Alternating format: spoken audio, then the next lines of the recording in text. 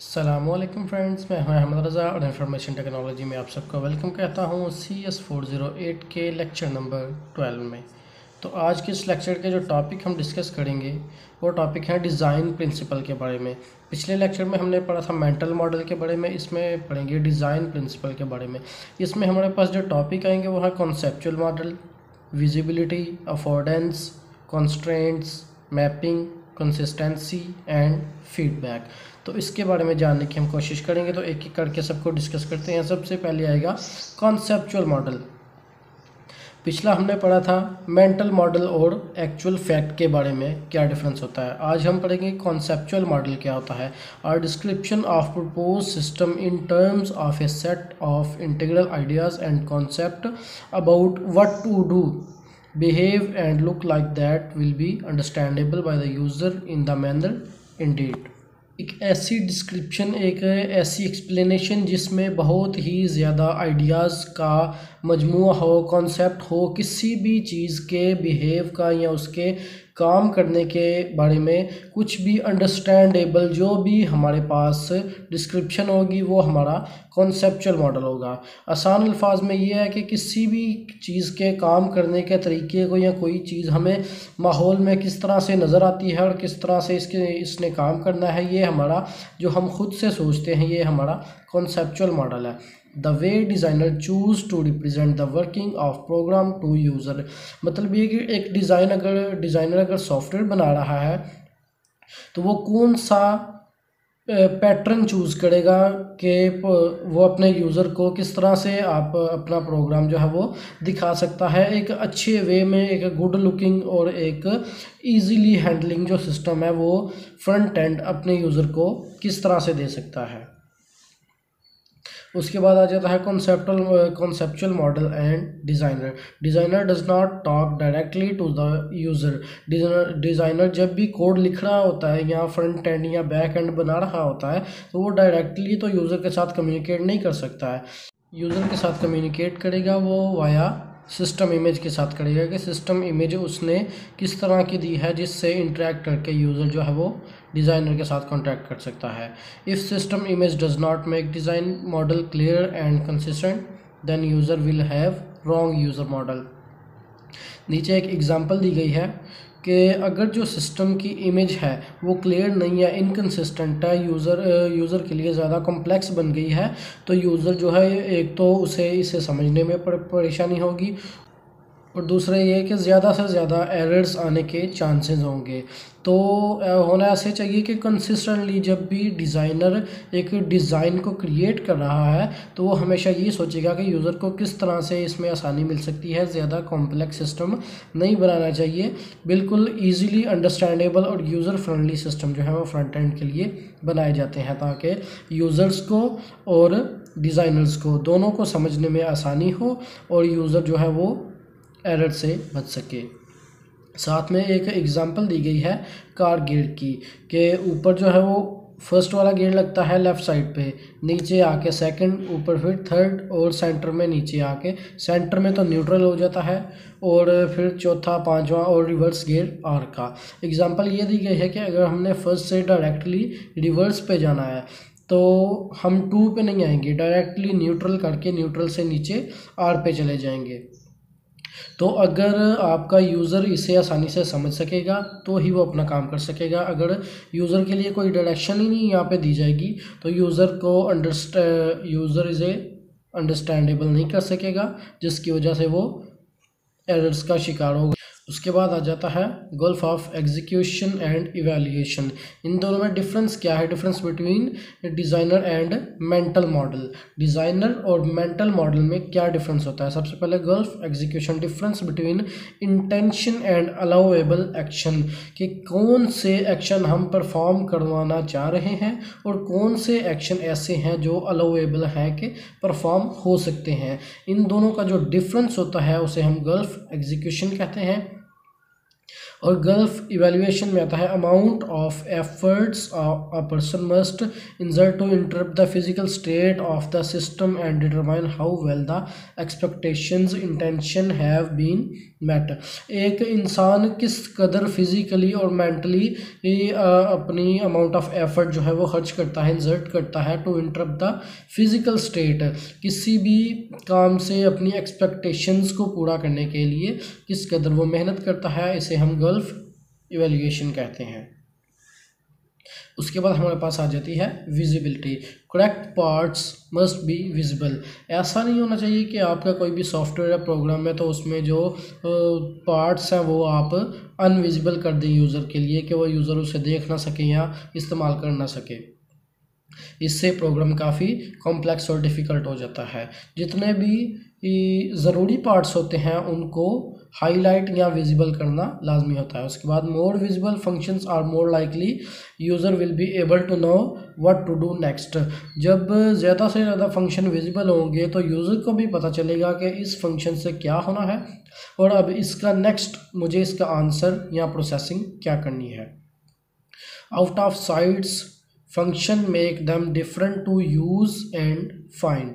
अगर हम रेलिवेंट जो पार्ट्स हैं हमारे, रेलिवेंट जो हमारे फंक्शन है उनको आउटसाइड पे ले जाएंगे तो प्रोग्रामर को, यूज़र को इसे ढूंढने में, फाइंड करने में और इस्तेमाल करने में परेशानी पेश आ सकती है। इसलिए मेक रेलिवेंट पार्ट विजिबल। अगर हम कोई भी काम कर रहे हैं तो उसका जो रेलिवेंट कोई भी फंक्शन है वो हमारे सामने बिल्कुल विजिबल होना चाहिए, शो होना चाहिए सामने। उसके बाद आ जाता है affordance, the presence and the actual properties of a thing.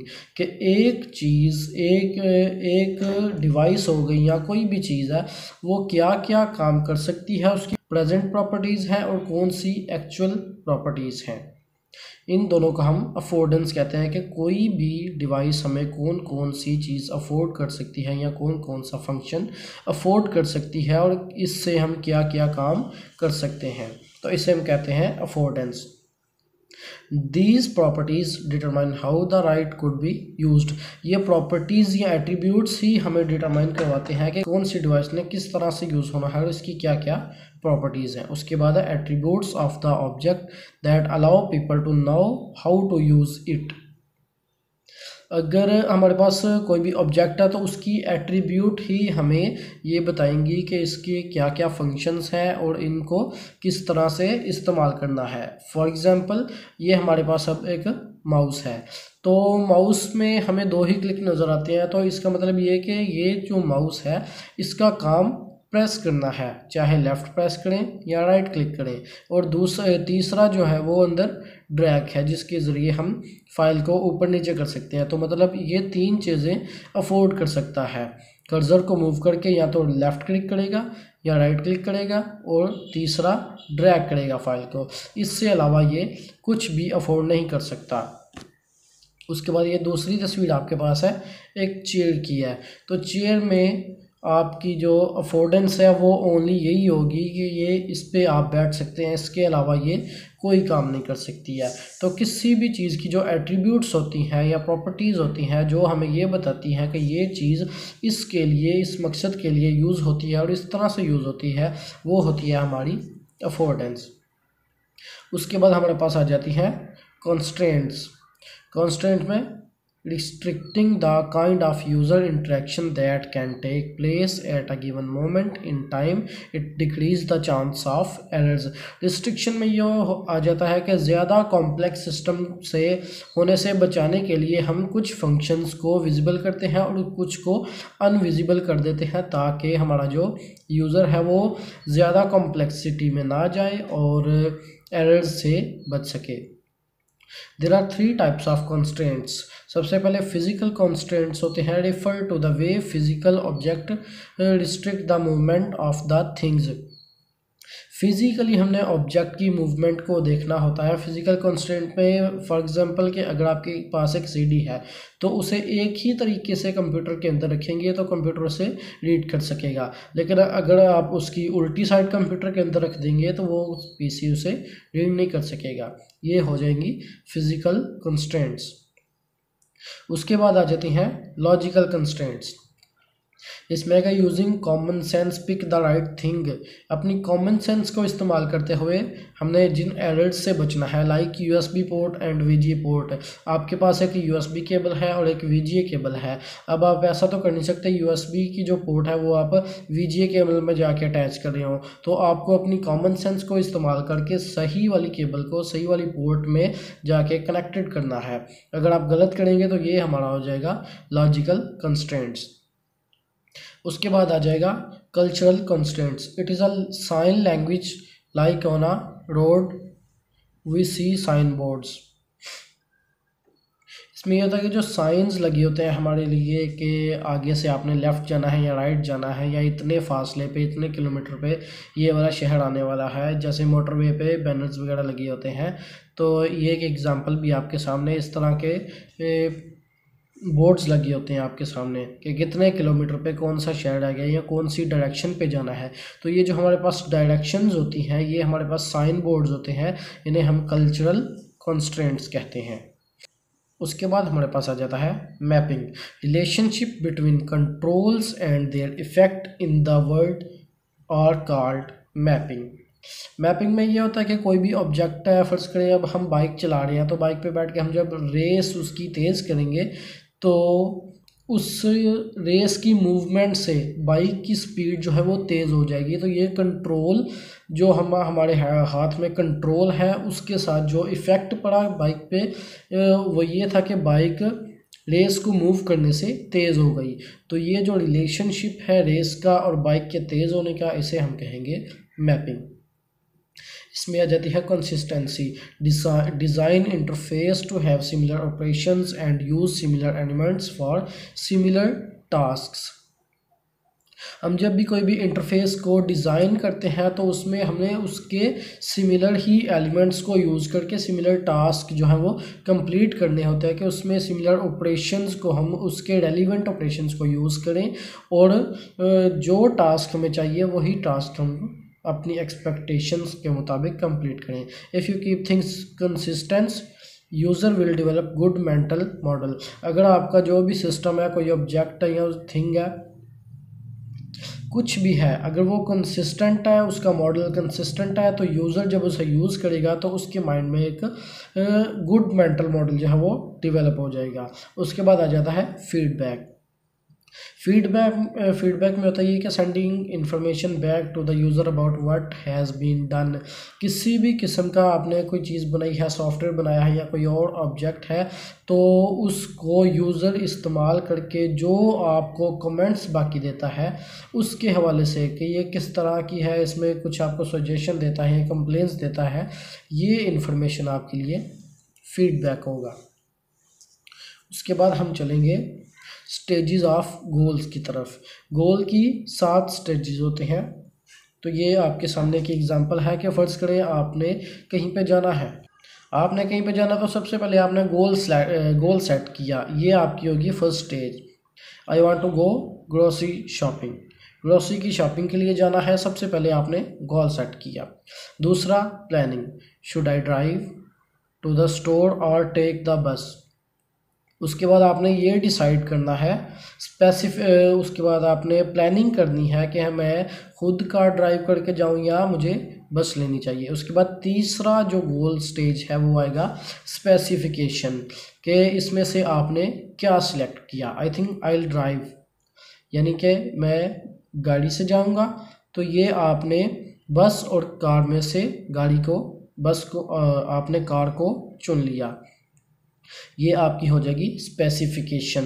अब आप वहाँ तक चल के जा रहे हैं, गाड़ी चला के आप वहाँ तक गए हैं, तो ये आपकी हो गया परफॉर्म। अब 5वां है परसीव, यानी कि किसी भी चीज़ को प्रीव्यू करना। The whole thing went efficiently, सब कुछ बिल्कुल एफिशिएंट था और मैंने वहाँ पहुँचकर अपनी गाड़ी को पार्क कर दिया स्टोर में, तो ये आपकी होगी परसीविंग। उसके बाद आ जाएगा interpret, this means I can now go inside the shop. आप अपने टारगेट के बिल्कुल करीब पहुंच चुके हैं और अब आप को सिर्फ यही इंतज़ार है कि आप उसके अंदर जाएं और शॉपिंग करें। उसके बाद आ जाएगा compare, I have achieved my goal of going grocery shop. आप जब अंदर गए तो ये आपका कंपेयर हो गया सातवां स्टेज। ये सातों स्टेज आपने याद कर लेनी है।